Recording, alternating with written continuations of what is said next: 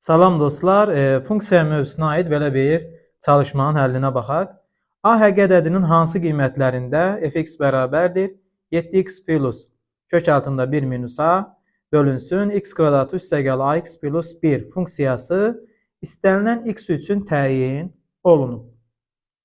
Deməli, bu funksiyanın istənilən x üçün təyin olunması üçün məxrəc, ilk növbədə məxrəc heç vaxt 0 olmamalıdır. Yəni, məxrəcin heç vaxt 0 olmaması üçün məxrəcdəki tənlik heç bir zaman 0-a çevrilməməlidir. Bunun üçün x kvadratı üstəgəlinsin ax plus 1 bərabərdir 0 tənliyinin kökü olmamalıdır. Bu tənliyin kökünün olmaması üçün isə diskriminant 0-dan kiçik olmalıdır. Buradan alırıq ki, diskriminant bərabərdir. B kvadrat çıxılsın 4ac olur. Buradan alırıq ki, a kvadratı çıxılsın 4 kiçik olmalıdır 0-dan. Bu bərabərsliyi həll etsək, alırıq ki, a minus 2, a plus 2 kiçikdir 0-dan. Və buradan alırıq ki, bu bərabərsliyin kökləri a bərabər 2 və a bərabər mənfi 2 olur.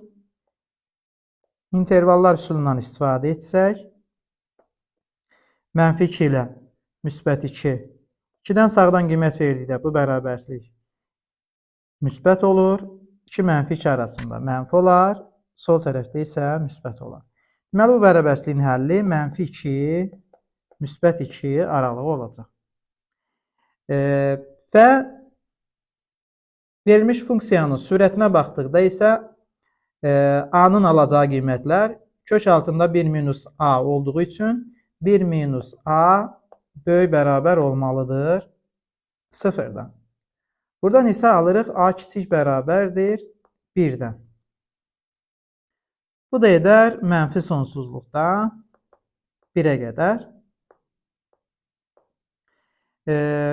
Bu iki bərabərsliyin kəsişməsinə baxsaq, onda alarıq mənfi 2, 1 aralığı olacaq bizim həllimiz. Yəni, a-nın ala biləcəyi qiymətlər mənfi 2, 1 aralığı olacaq.